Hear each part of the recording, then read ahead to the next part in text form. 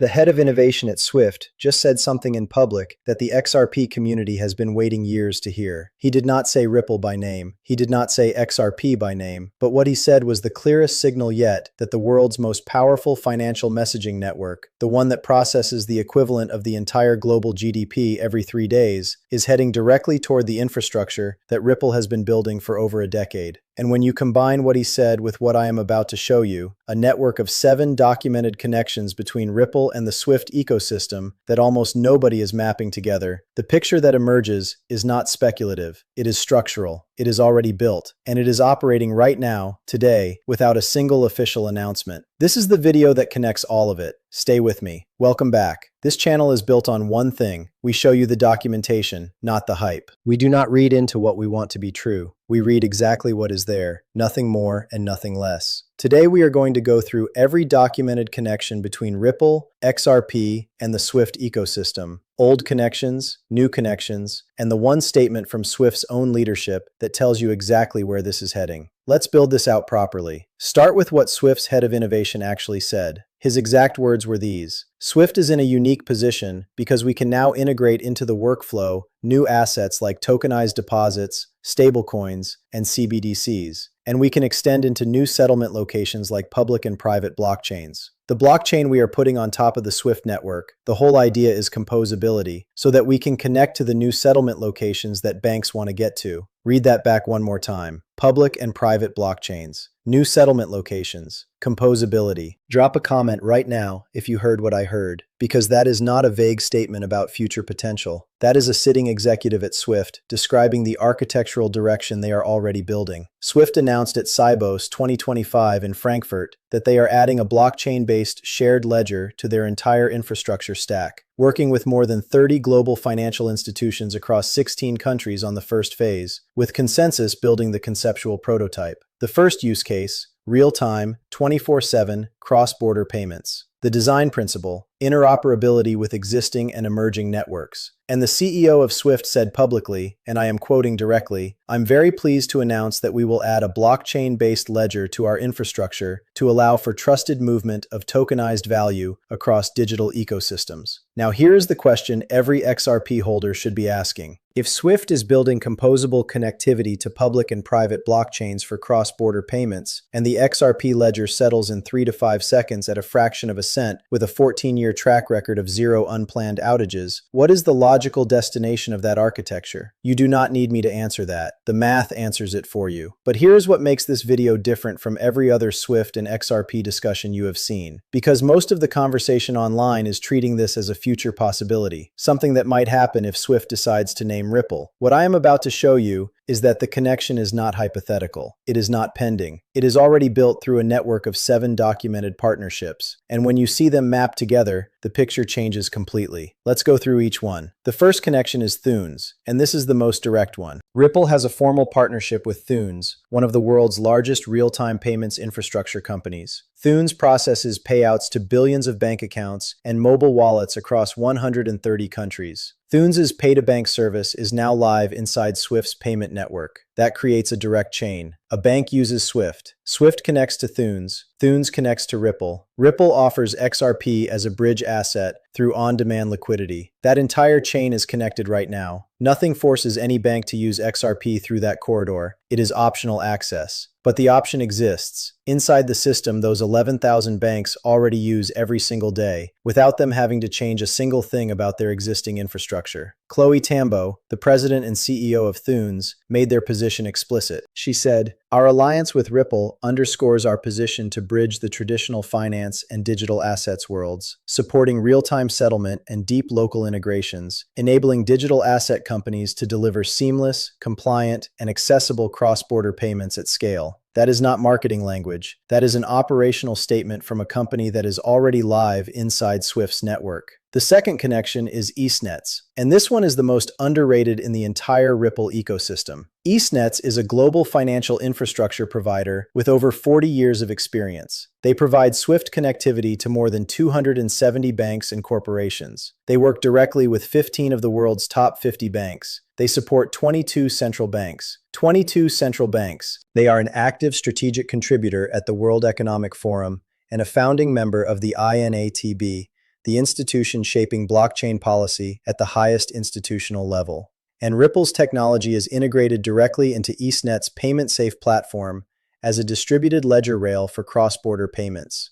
That means that through EastNets alone, Ripple's infrastructure is interfacing with SWIFT systems, ISO 20022 messaging frameworks, the compliance architecture used by hundreds of institutions globally, and the direct infrastructure of 22 central banks. Comment EastNets below if you had never heard that name before today, because I have a feeling most people watching this video have not, and yet it is one of the most consequential partnerships in the entire Ripple story.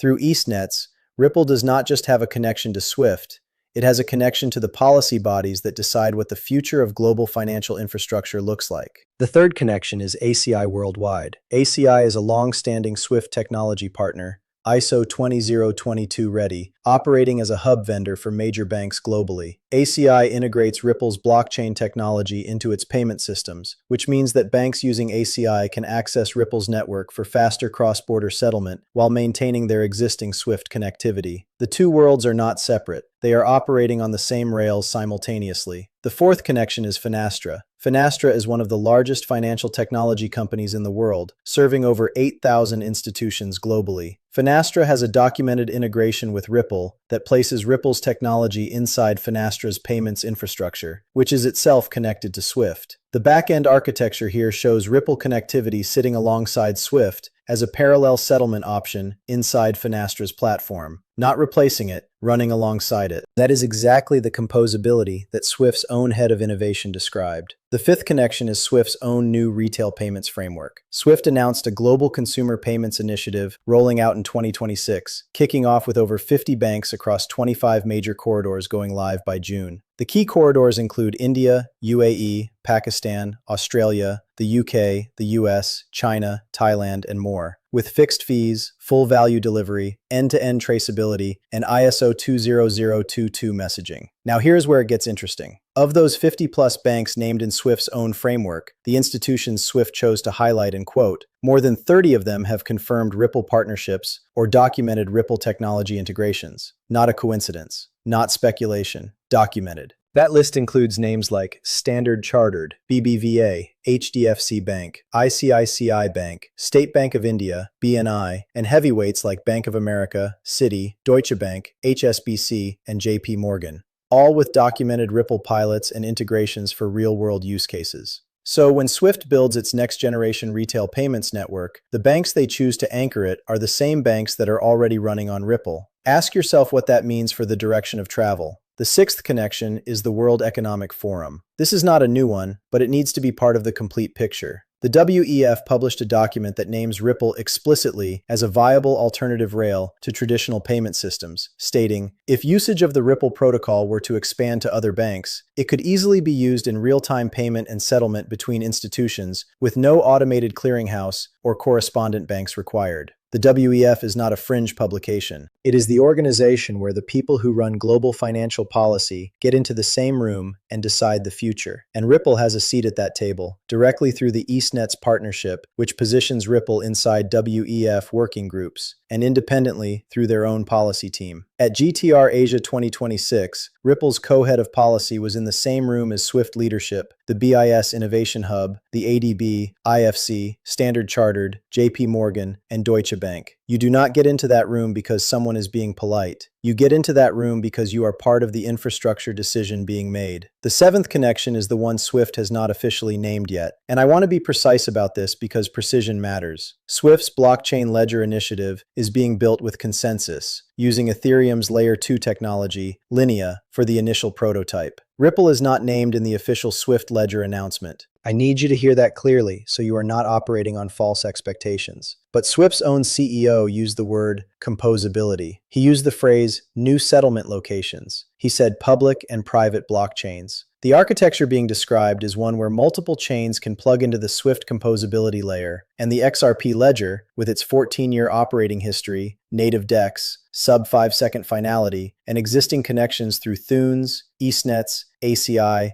and Finastra, is positioned as the most naturally compatible public blockchain in the world for exactly that use case. Not because someone promised it, because the infrastructure connections already exist. The official naming is the last step, not the first. And I want to give you one more piece of context that explains exactly why a better system is not optional. It is urgent. In 2016, hackers exploited a misconfigured router at Bangladesh Bank, reportedly a $20 Radio Shack device, to gain access to SWIFT credentials. They used those credentials to steal $81 million from Bangladesh Bank's account at the Federal Reserve Bank of New York. Most of that money was never recovered, turned into chips at casinos in Macau. SWIFT is secure, but the system is only as secure as its weakest link, and 6% of international transactions still fail entirely today, not from hacking, just from operational failures in a system built on correspondent banking architecture that has not fundamentally changed in decades. 6%. Add up the disruption costs across the volume that SWIFT processes, the equivalent of global GDP every 3 days, and you are talking about billions of dollars in losses and friction annually that a 3 to 5 second settlement layer eliminates by design. That is not an argument for replacing SWIFT. It is an argument for why SWIFT's own leadership is pursuing exactly the composability architecture they described. The existing system has real structural limits. The solution is not to burn it down. It is to add a settlement layer that makes it faster, cheaper, and more resilient. That is the architecture being built, and that is where XRP fits. Here is what I need you to take from this video. SWIFT is not going to disappear. SWIFT's own head of innovation said he would buy stock in SWIFT if he could,